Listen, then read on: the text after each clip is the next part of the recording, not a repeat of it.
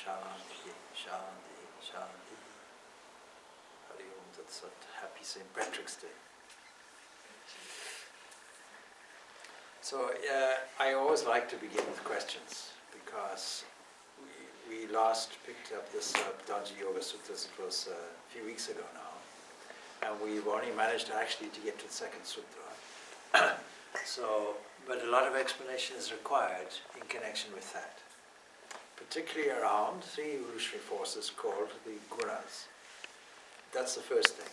And secondly, what do we mean by chitta and all these other components, and what we mean by restraint, and what we mean by chitta. I think I said chitta, yeah. That is, their last question I recall was, what is the difference between Vratti and chitta? Well, if you can imagine, there's an analogy of a lake. But before we go into all of that, let's find out if there are some questions. Normally you have all the questions. No, you ran out of questions? I was revising and precisely what you asked, I was trying to figure out. So I thought that, as you mentioned, that chitta is the field and the vritti are the waves in that. And so probably I kind of made some sense. So a good analogy, which is given by the commentators, is that of a lake. And a lake, when it is in a sense of turmoil, because a lake will intrinsically have to have waves in it. So that the sum total of our mental experience, a kind of mental field, is like a lake, and there are varieties of waves in there. And those waves we categorize into three ways. And we mentioned the propensity of the mind, and how it can be in a scattered condition, or it can be in a dull condition, and all of these conditions. But we're describing the effect of these three forces, which we call gunas, on the mind. Guna means something that binds, something like a rope that binds. What binds us? What binds us is the false identification with all these vrittis, all these waves, within the chitta. Chitta is a mind stuff. It's as material as any other matter. So that if you have a debate between, is consciousness an epiphenomenon of the brain? This is a current neurological thinking based on mechanical materialism, that it must be an emanation of the brain. Because the hard question at the moment for materialist neuroscience is, somehow consciousness is arrived at in the human entity, and we have evidences of it in other aspects of biological life. But where does it all start from? Cosmologically, it starts from hydrogen. And hydrogen is made from electricity. So it all begins from electricity. Why is it there, and where does it come from? And has it just haphazardly arrived here on a lonely, distant planet, insignificant in our solar system? Or insignificant, I should say, in our galaxy, just in the outer suburbs of our galaxy, not being drawn in yet to our black hole at the center of our Milky Way. And when you consider that out there are something like an estimated now 2 trillion galaxies available to us in the observable universe, never mind about that which we don't observe, just estimated to be there, with each one having approximately 100 billion stars. And 100 billion stars means 100 billion solar systems. In the midst of all that, how can we possibly think, this is the argument, that consciousness arrives here individually, and we are in a superior place, with a superior capacity to reason, to think, to argue, to debate, to doubt, and ultimately to have faith, and to analyze things in such a way that we realize our own inner perfection. So consciousness is a hard problem. How is it arrived at randomly? And how is anything arrived at randomly if by chance you happen to rearrange everything and find that we get all the ingredients necessary for perfect rhythm and balance in the universe, just spontaneously arriving? This is a big mystery. It's a head-scratching moment. Abiogenesis is a mystery, it's a question mark. And this universe itself is a question mark, a series of question marks, increasingly so, with new paradigms or cosmological paradigms as they exist. But consciousness, how does it arrive from inert matter, assuming it's inert matter? And so the Sankhya, whole Sankhya physical background is that what we call this nature, this Prakriti, is one thing. Sankhya has put it under one category, the yogis follow suit. How can this aspect, which intrinsically is inert and has no intelligence of its own, how does it manage to operate? How is it its own cause? And so no matter how much you deny the existence of any kind of created God or anything of this nature, or even some totality which has any semblance of intelligent creativity, how is it that things operate? And no matter how much you deny all of that, you cannot deny the existence of something which is constantly present, particularly if you ascribe to the authority of the Vedas, and Sankhya does. Sankhya and Yoga are one or two of 6 philosophies, twin philosophies if you will. So as I described before, the difference really between the Sankhya way of looking at it and the Yoga way of looking at it is that another eternality is inserted, and that is something called Ishvara. Unfortunately translated in English as God, but it has none of the characteristics of what we normally understand to be a theistic God, or a personal God, or a creator, or an extra cosmic entity of that kind. It's only this, that all our experience, all our knowledge comes from our experience, and all our experience comes from preceding things going back in time, and whatever we know infers that there is an unknown beyond it. And so there must be a point where all that stops, and an originator of knowledge occurs. Yeah. So in Sankhya, as you said, that the term introduced as Ishvara. In yoga, it's introduced. In yoga. So root-wise, what does that mean? Is it something near to us? Isha means a lot, so some superior entity. And the idea is that it is a superior entity defined as an ancient teacher. If knowledge comes from somewhere, it must come from somebody who possesses the knowledge, that is a teacher. And if you go back, my teacher is there, but he had a teacher, and there was a teacher before, and so it goes on. Even the whole process of guru, there's a parampara, as a kind of sequence of teachers. And so what is the supreme original teacher? This is described in the yogi way of thinking is as Ishvara. That's all that's said about it, really. Other than that, any activities, the results should be offered to that in just an acknowledgement as you would acknowledge any teacher. Because the origin of knowledge is there, the knower is there. Now the interesting thing, of course, is from the Vedanta point of view, Brahmavid, Brahmaiva, see, that statement is that the knower, Brahman, and so on, becomes eventually the all one thing. You know, when you know Brahman, you become Brahman. That's the idea. All right. So it's necessary then to expand on what we mean by Chitta and how these wave systems operate and how this appears in the mind. 3 forces are there which I describe as evolutionary forces. This is not the way science normally views things, but it's a wonderful explanation about why these current forces arrive. And I've mentioned this so many times before, but it's worth repeating. A key question really is that in physics we have this controlling force. What controls everything in physics is a question. And the answer is the principle of falling, or what we know as gravity. Now we visualize it as falling, but Einstein viewed it also as acceleration. That when you take acceleration, it's the same as falling, or seems to be the same as falling. You give an example, which is Einstein's own thought experiment. You feel now that you are attached to the floor. When you push a ball up into the air, you have no doubt about it, it will come down. And there's every reason why you and I don't fly off. Something's holding us. Even an ant knows that there's gravity. Even a stone or a rock knows there's gravity.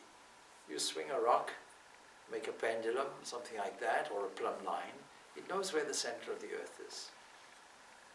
And you may say, you have no right to insert this word no, but it's a relationship. So it doesn't reverse itself. It doesn't get attracted to the sky. So there's some principal force, and everybody has been wondering about this, and Isaac Newton, of course, came up with this idea that there's a force, and that force is related to mass, and it's also related to acceleration and so on. Einstein puzzled over this and saw some dichotomies, particularly in relation to light. And he wondered, when you go up, if you have a box suspended in space, just suspended, don't worry about the force that's suspending you, just a box and somebody in it. Because there's no gravity, that person will float about in the center of the box. Supposing you have a force that suddenly brings you down to the earth, then what will you do? You'll suddenly plunge to the bottom of the box. So either one or two things are occurring. Either something is pulling you down, or you can imagine an invisible rope, something tugging you up. Because when you're tugged up, you'll also fall down to the bottom of the box. Just like in a lift in a building,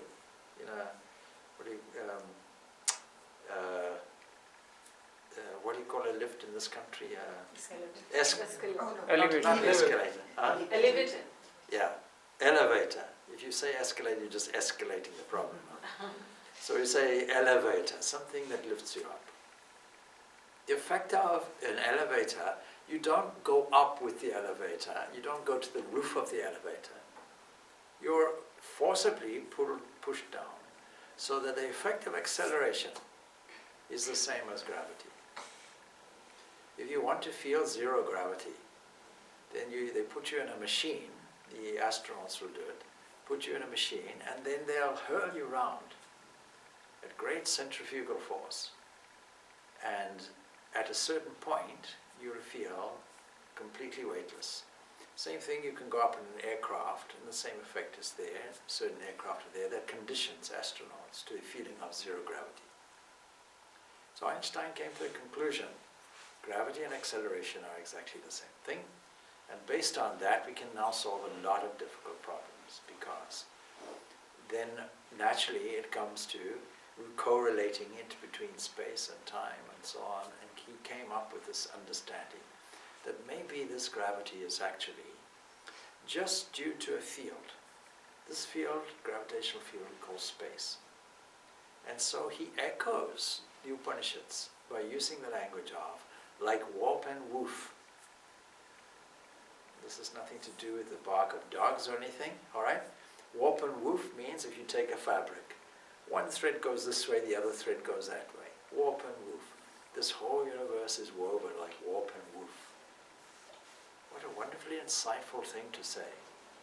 And what is this warp and woof? Space and time. And when mass impinges on it, we call this gravitational effects. We call this gravitational force. So that because there's a mass of the sun, it's distorting this fabric of space and time. And when the earth does the same, it's distorting it and finds then its natural revolution around the sun. He came up with this revolutionary idea. What has this to do with the gunas? It is to do with the fact that there's inertia involved in all of these things. That there's gravitational force, if you like, or energy involved, and that there is an opposite to it. There's electrical energy. All our fundamental matter comes from electricity. What is the hydrogen? Electricity. And when gravity affects electricity, it comes to be called a galaxy. And when that galaxy ultimately because the condensation of the hydrogen gas then becomes so much, and then finally we find this radiational effect and this cooling effect and galaxies and planets and you and me and teenagers and all the other things which we consider to be social norms and sometimes social problems. And this thing called consciousness. So the puzzle is, knowing this history, how does consciousness arise? And all of the Vedanta schools, including Yoga and Sankhya and all the rest, will tell you, when I say Vedanta, I mean the 6 systems of philosophy that relate to the Vedas.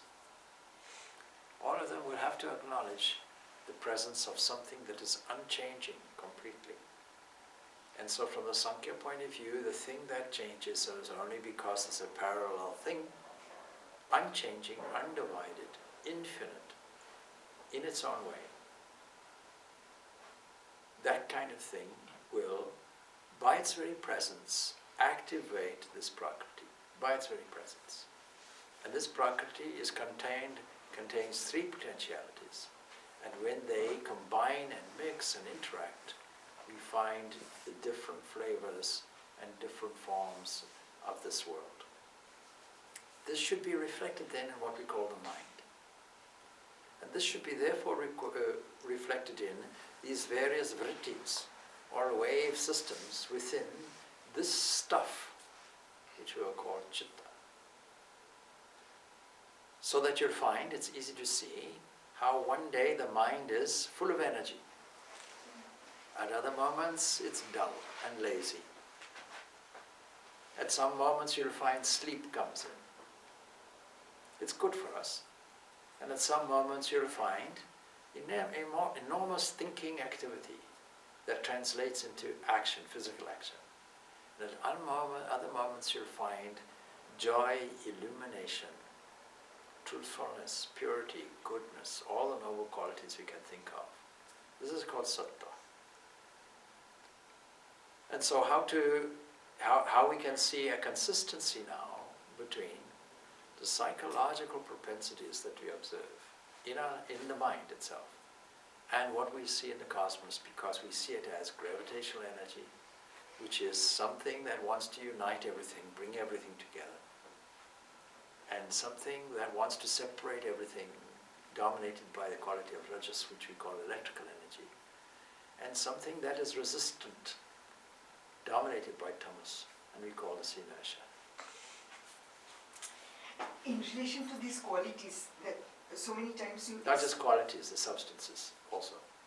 Substances? Yeah. Substances with qualities. You often mention it in a group, like strong, truth, wiseful, free, love, goodness, beauty, harmony.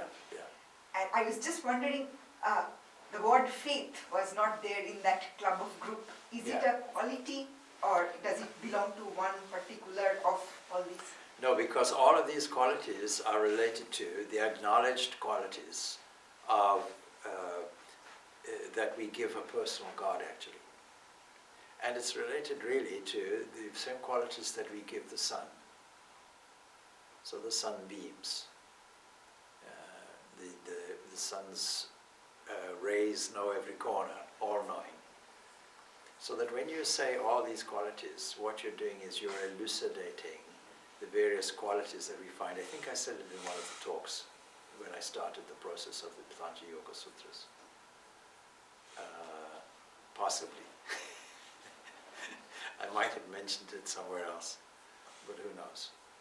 So there are 8 qualities which are elucidated to describe what is a personal entity that we call God. In this case, what we call cosmic mind. Now the Samkhyas don't put it like this.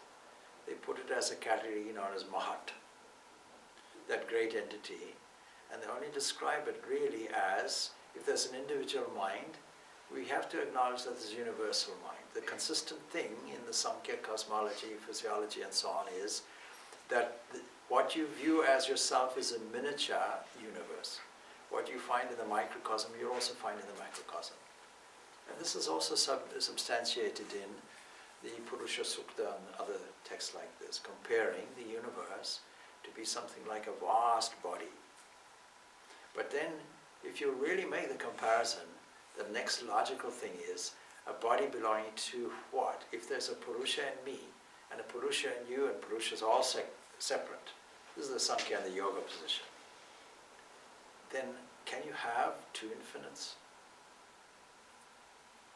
But the reason why it's said like that is that if there is only one Purusha, and you get enlightened, we should all get enlightened. That's their argument. So Vedanta gets around this a little bit by saying, no, what you see as names and forms, which we call Prakriti, are actually various forms of one substance that we call Satchit Ananda. And the substantial thing is always there, just apparently modified. We have to put this word in, apparently, because we have to ask this question, how do you get from being to becoming? That's the difficulty. And it just so happens that all the subject matter is also covered in the talks that are given in the 7th chapter of the Bhagavad Gita. Very similar subjects are being elucidated because that is also to do with this nature, the nature in this case of an entity that says, I'm above all of that. So it gets around this problem of necessity for individual Purushas by saying, my dear friend, if you're generous enough to take all the modifications in nature and put them into one category and say it's Prakriti, should you not be just as generous with Purusha? So it's just a development from there. But these are just technical differences. Shankaracharya has actually written a wonderful commentary on this Raja Yoga, by the way. And so he takes a different take on it, but we'll get to that when we come to understanding the processes. 15 processes he identifies in Raja Yoga. We'll come to that much later. But all of these processes are designed for this one thing in mind, and that is this definition of yoga that is given. That it is to do with restraining, nirodha, restraining the variations or modifications of vrittis. Wonderfully descriptive term, indicating whirlpools, eddies, currents that we would expect to see in a lake, disturbances in this chitta.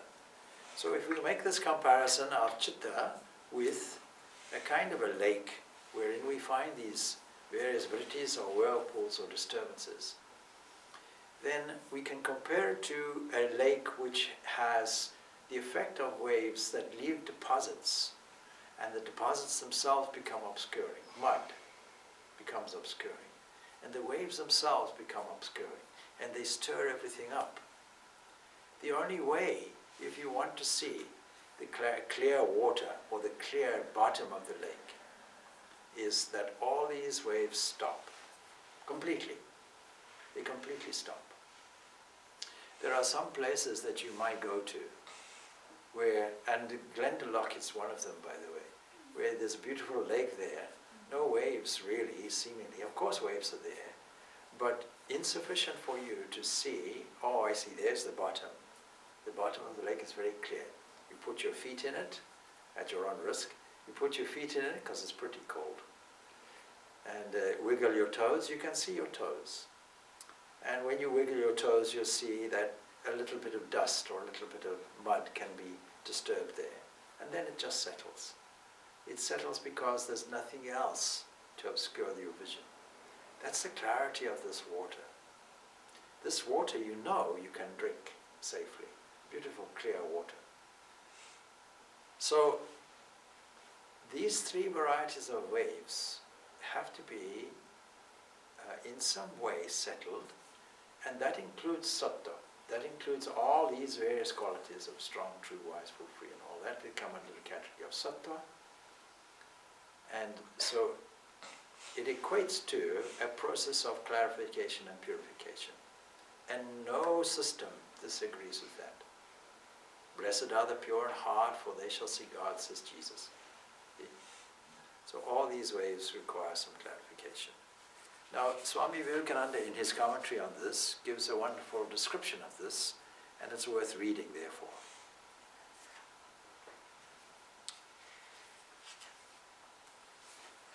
He tells us this.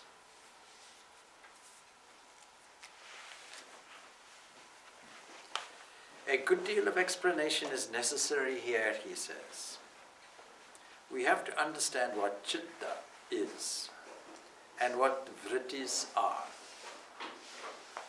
He says, I have eyes. Eyes do not see. Take away the brain center which is in the head and the eyes will still be there. The retinae complete, as also the pictures of objects on them, and yet the eyes will not see. So the eyes are only a secondary instrument, not the organ of vision. The organs of vision is in a nerve center of the brain, and he's making a concession to materialists by saying brain. Because of course, brain really is considered by the Samkhyas as something that is instrumental, something that is organic. By mind, that is, Chitta and its modifications, which come out threefold, that as manas, buddhi and ahankara. These three elements together represent this antakarana, internal instrument that we call mind. So when he says manas, and the English interpretation is mind, it gives us something of a problem. And yet, manas, yes, there's really not much we can say in way of a different interpretation. We can say in a prolonged way, receptive faculty, thinking faculty, reactionary faculty, but all we're describing is faculties within it. So one single term, maybe you should stick with the Sanskrit and say manas. So the organ of vision is in the nerve center of the brain. The two eyes will not be sufficient. Sometimes a man is asleep with his eyes open. The kind of strange phenomena, but it's true. And I'll even go as far as to say a sleeping person, you can take the eyelid and open it. And the eyeball stares at you, but doesn't see anything. See? Now, it's careful who you say that to, because children will put to their parents and their brothers and so on and so forth, and verify it for themselves and have a bit of fun. It's all right. Sometimes a man is asleep with his eyes open. The light is there, the picture is there, but a third thing is necessary. The mind must be joined to the organ. The manasa must be joined to the organ. The eye is the external instrument. It's just made from molecular material. And we need also the brain center, which is also molecular material. All, if you like, made from food. We have these various doshas, these various components in the physical operation of what we call mind and matter. And they also are comprised of these three gunas. Everything is comprised of these three gunas. When I say these gunas are not qualities by themselves, it's because I can't say, give me a cup of white. White is a quality. I have to say white what? I have to say white porridge or white paint or what have you. Now, on that subject, of course, and by way of understanding how we control these vrittis, it's important to understand that if I want to control the mind, I have to put something in. I have to use the mind in some way. I have to use the instrumentation. And so the biggest misunderstanding about this sutra is, doing away, not controlling. They reinterpret it as a restraining. Restraining means suppressing. No, it doesn't mean suppressing. It means using the mind in such a way, using the qualities in such a way, and the qualities having their corresponding substances. If I say the strong, true, wise, full, free, there is an equal quality in me, an equal thing in me, an equal reciprocal resonance in me that develops these qualities. If I say strong, strong, strong, strong, strong, then seemingly everything in me, physically, psychologically, emotionally, rallies round, and this substance called strength comes up in me. So it's more than just a quality. By repeating the quality, by engendering the quality, the actuality of it comes about in me, and we suspect beyond me also. Carriages, he says carriages because he's talking in the 19th century, but carriages, we say cars, roll down a street and you do not hear them. Why? Because your mind has not attached itself to the organ of hearing. First there is the instrument, then there is the organ, and third the mind attached to these two. And very often, and forgive me if I'm repeating, I give people an exercise. You want to do the exercise? Yes, okay. You've done it before probably. So sit still a little bit, all right? Back up straight, nicely. Okay, close the eyes gently and relax. Relaxation, the easiest way to do it is take a deep breath in and then throw the air out through the open mouth as a sigh. All right. Now this requires some quietness. And so if the depths of quietness in the silence around you, I want you to listen to any sounds that you hear. Mentally list them.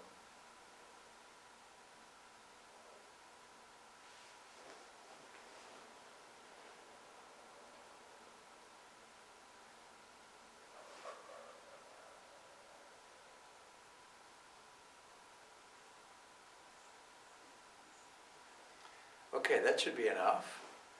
How many sounds did you hear, each one of you? 4. 4 sounds. What were they? I myself heard about 8. Yeah. Some noise from here. Yes.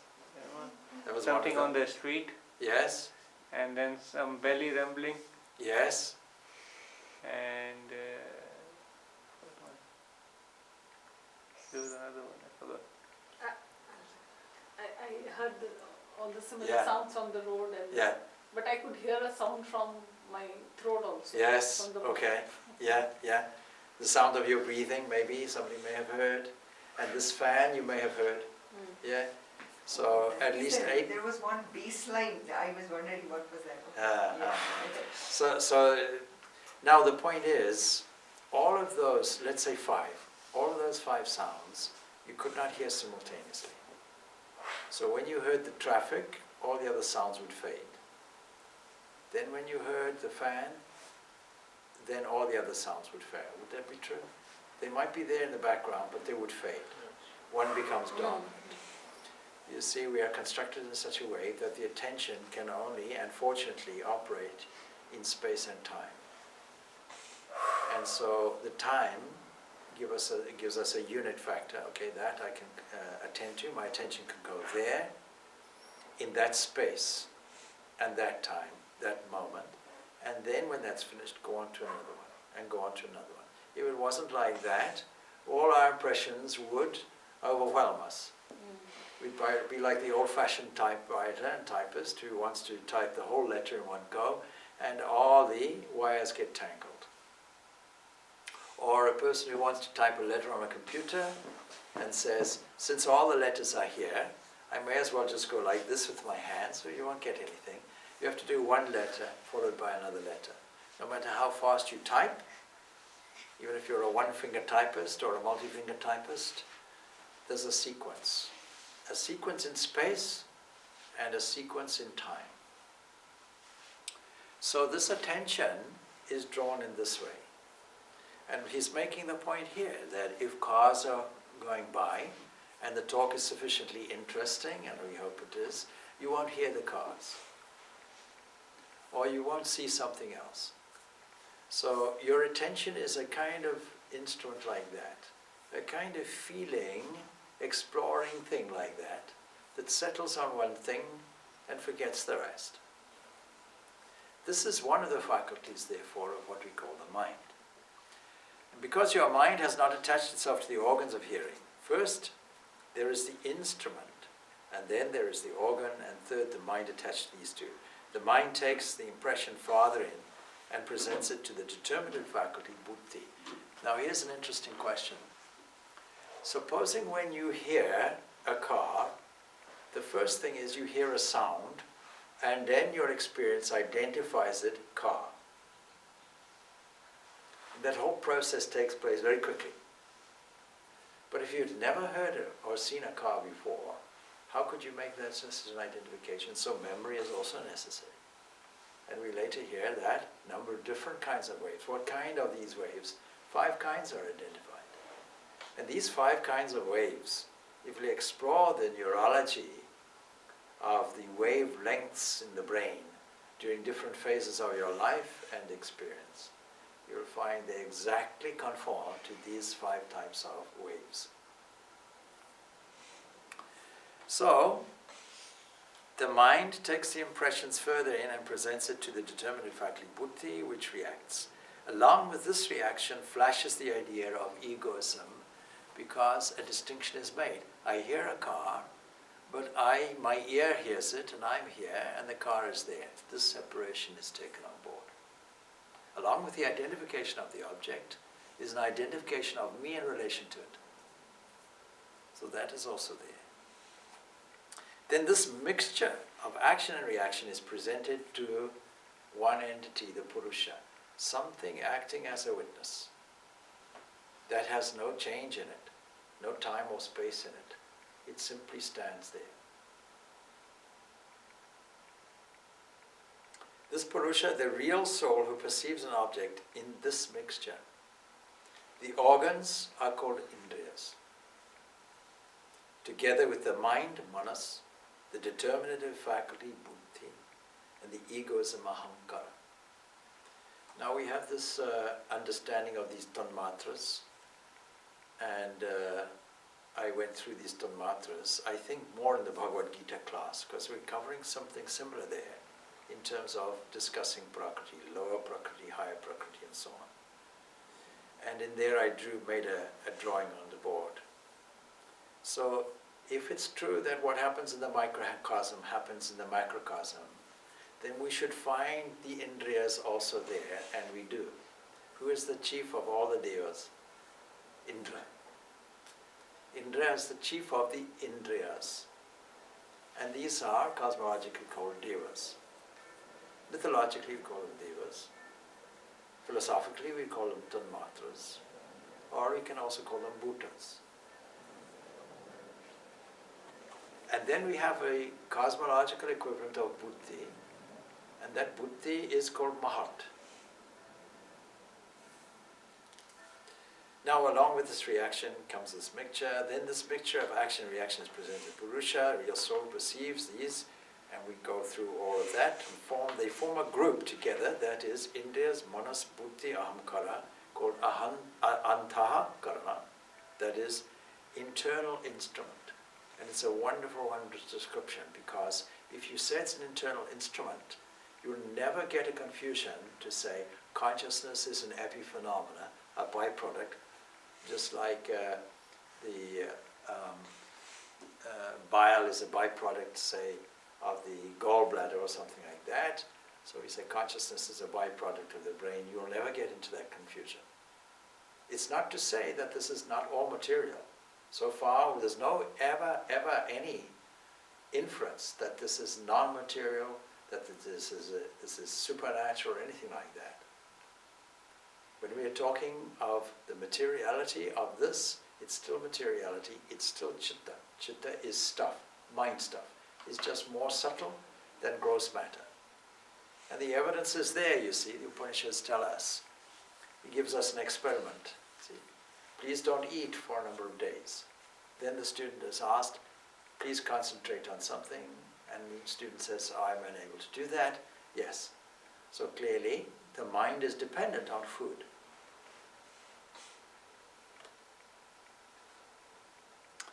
They are but various processes in the mind stuff called chitta.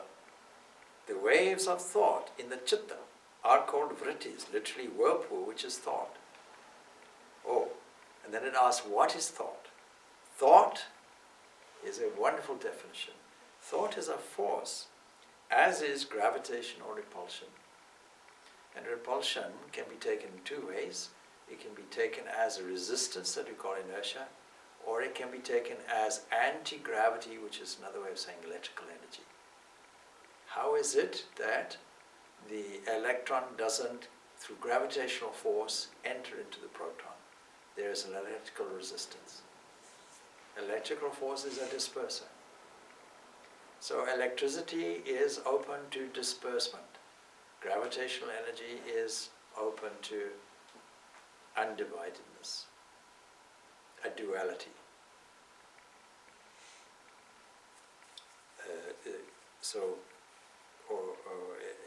Is open disbursement on the one side and a gathering on the other side.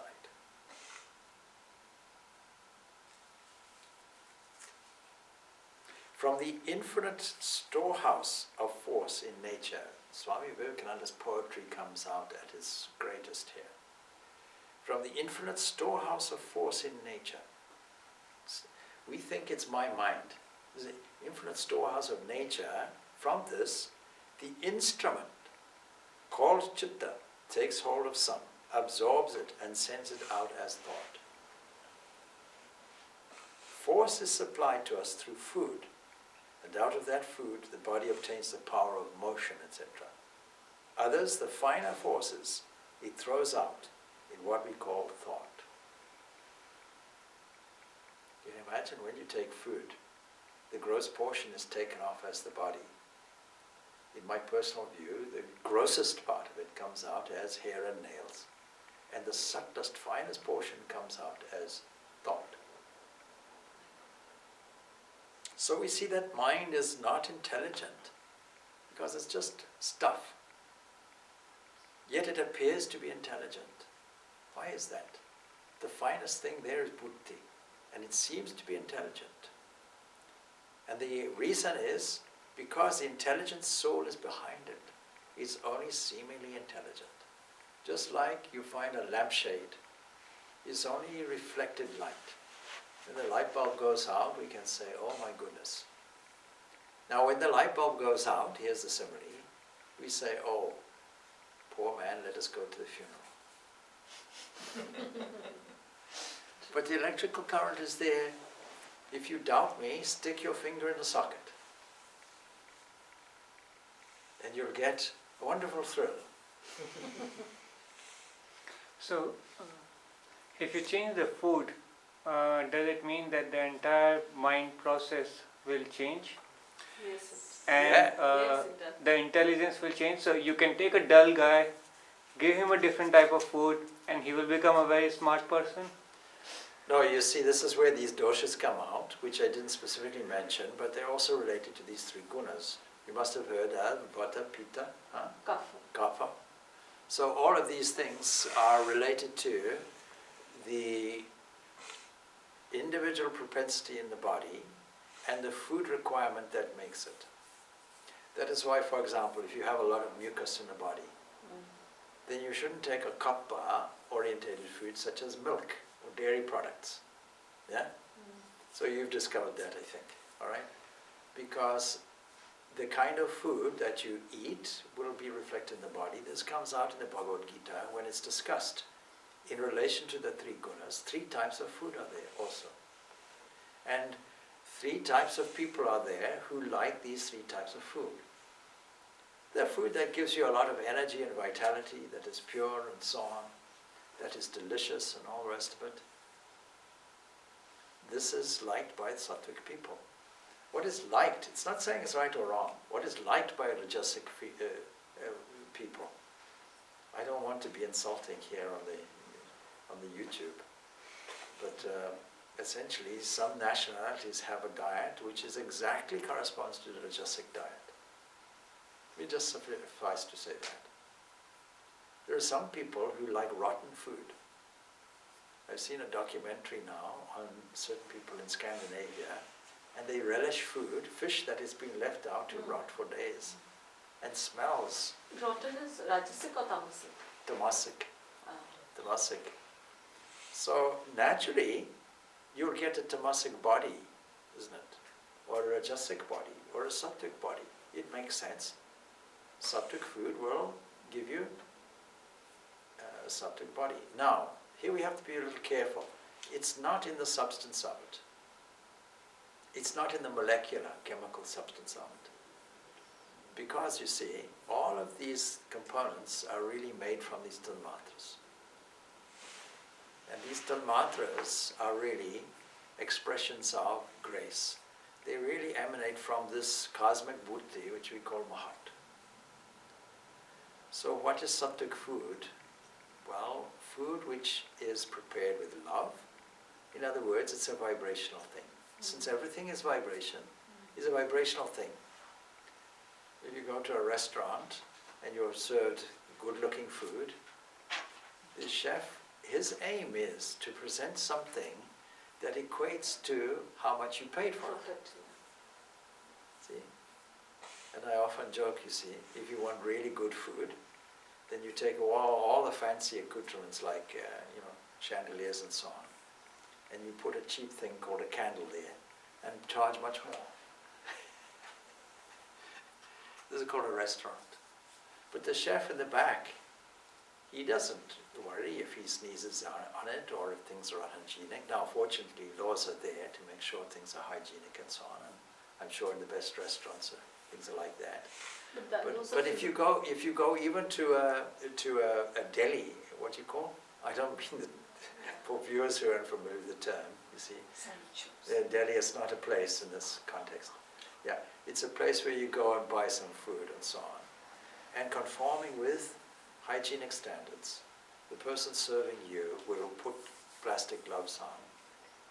And those plastic gloves serve everybody's food and also pick up the germs from the till.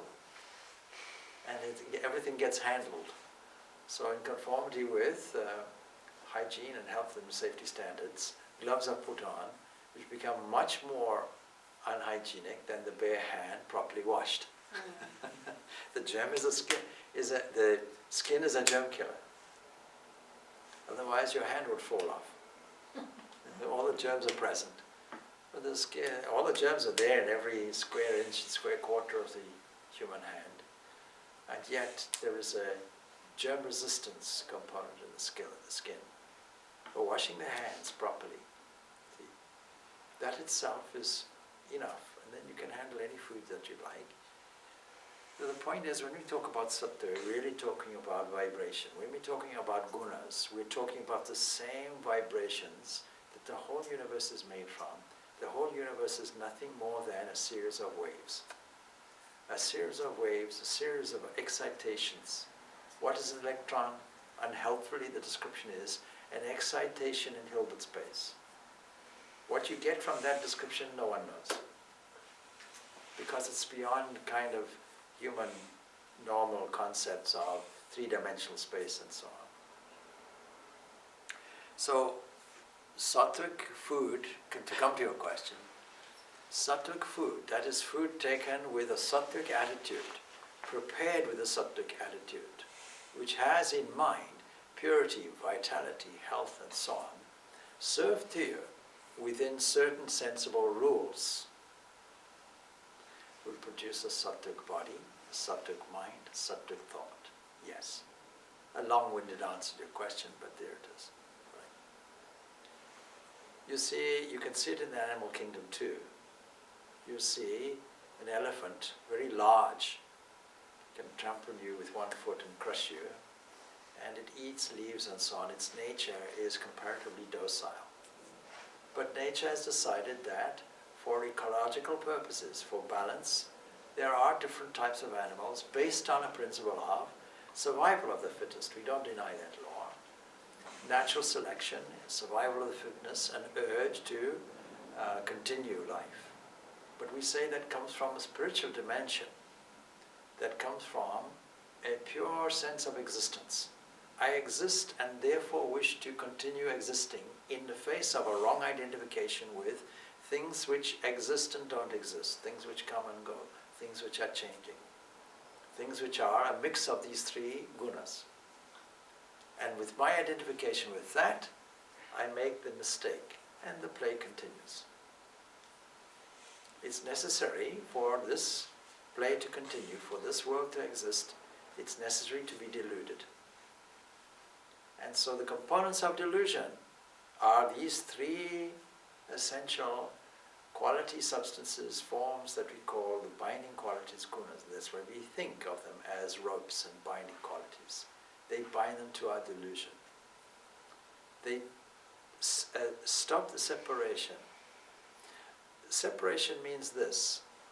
According to the yogic way of thinking, what is the ultimate yoga or union is really a separation, separating this Prakriti sense from this Purusha, until the Purusha remains alone, and the next stanza will say something along those things, you see. Or the next, it'll make it clear that it's the separation, and the last chapter makes it even clearer, that we are aiming for a kaivalya, a separation, a sense of independence. Anyway, going on like this, he uses a wonderful example. He says, take this book, and here I hold up. So he has a book in front of him as he's speaking. He says, take this book as a book, it does not exist outside. Now here he's talking to people who understand the idealistic philosophy of Kant, Immanuel Kant, who was a transcendental idealist. It means that he felt that there were some intrinsic qualities, unnamed, unknown and unknowable, and that the external world is unknown, but it's only known when you add the mind to it. So he's agreeing with that. And of course, I think Immanuel Kant has got his ideas from these, certainly if he didn't get them, Schopenhauer would pick up on it and get them from Buddhism and Hinduism. Anyway, he says, as a book it does not exist outside. What exists outside is unknown and unknowable. This is exactly Kant's language. The unknowable furnishes the suggestion that gives a blow to the mind, and the mind gives out the reaction in the form of a book. In the same manner as when a stone is thrown into the water is thrown against it in the form of waves. A wonderful description. The real universe is the occasion of the action of the mind. A book form or an elephant form or a man form is not outside. All that we know is our mental reaction from the outer suggestion.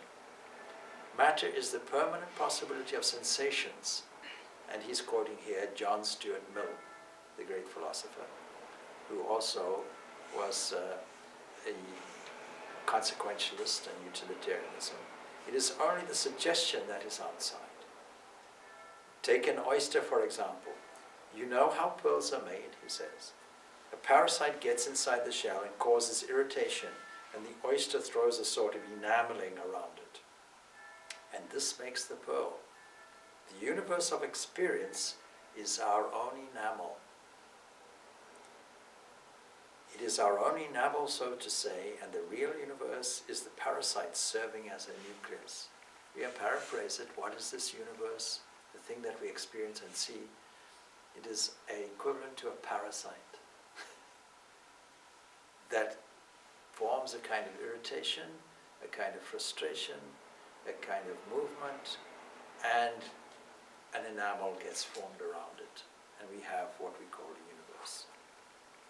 So to those who say, how can we give significance in the face of 2 trillion galaxies, estimated, all containing 100 billion stars, what galaxy of which we find ourselves in the outer suburbs of?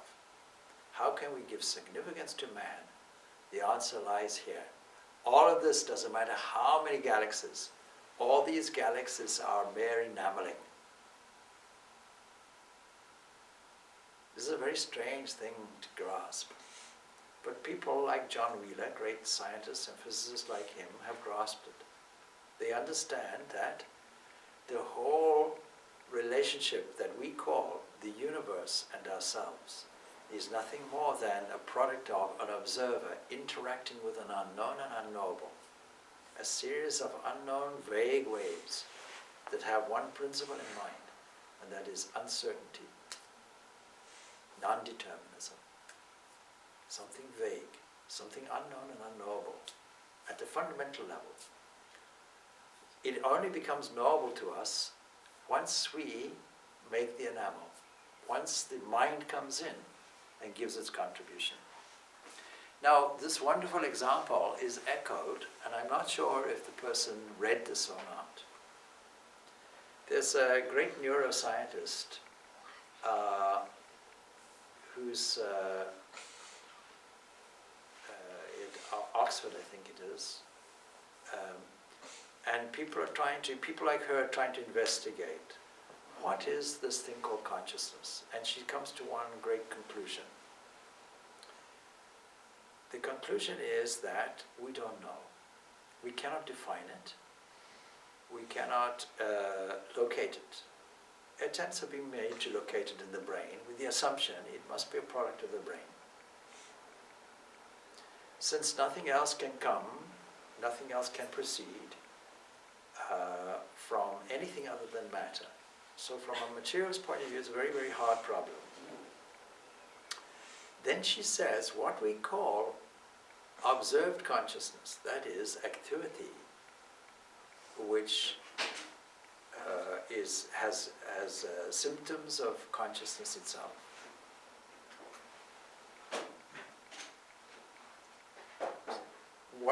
That's okay, you can attend to it.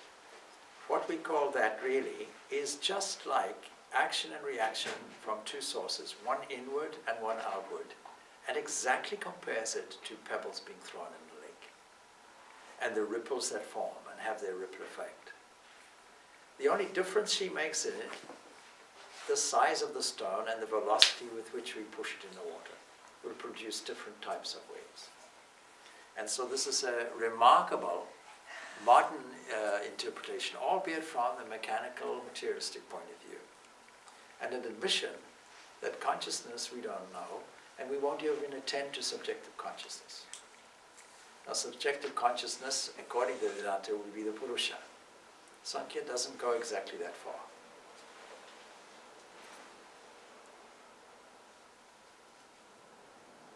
The universe of experience is our own enamel, so to say. The ordinary man will never understand it because when he tries to understand it, what happens?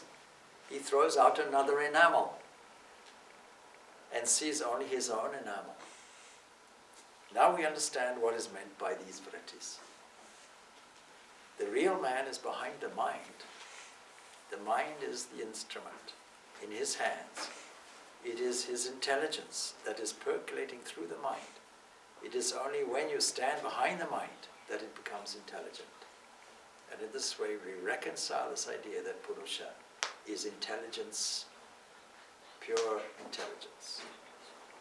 When man gives it up, it falls to pieces and is nothing. Thus you understand what is meant by Chitta. It is the mind stuff, and vrittis are the waves and ripples rising in it. When external causes impinge on it, these vrittis are our universe. This is so much ahead of its time. Because when we try and analyze this question of consciousness, which is a hard problem and a pressing problem, and the other problem in modern day science is how to reconcile a kind of unified field theory which reconciles the quantum mechanical world with the world of general relativity of Einstein. How do we reconcile gravity on the one hand and the quantum on the other hand is a big problem. So these are the two problems, consciousness and a theory of everything. We'll leave it off there, but I'll read one more paragraph, or the beginning of a paragraph, and we'll pick it up next week. Next week is our retreat. We'll pick it up in 2 weeks' time. The bottom of a lake we cannot see because its surface is covered with ripples. It is only possible for us to catch a glimpse of the bottom, and when the ripples have subsided and the water is calm, if the water is muddy or is agitated all the time, the bottom will not be seen. If it is clear, and there are no waves, we shall see the bottom. The bottom of the lake is our own true self. The lake is the Chitta, and the waves are the vrittis. What happens if we interpret this sutra as keep the mind blank, we will fall asleep. And there's a great difference between the condition of sleep, where we register something. We are registering that there was a nothing, and able to recall it. And so when we take our sleep and we take our memory, two types of waves, this we call dream. Dream is nothing more than this memory of past things and previous experiences and joining with this condition of sleep. We'll come on to that as we explore these varieties of waves. I can't leave you like this because we have to give you some practical thing. The practical thing about this is to view this world of experience in a different way and view the mind in a different way, and occasionally take the opportunity to stand back as a witness of waves in the mind. This is a very important component that we discussed also when we talked about meditation per se.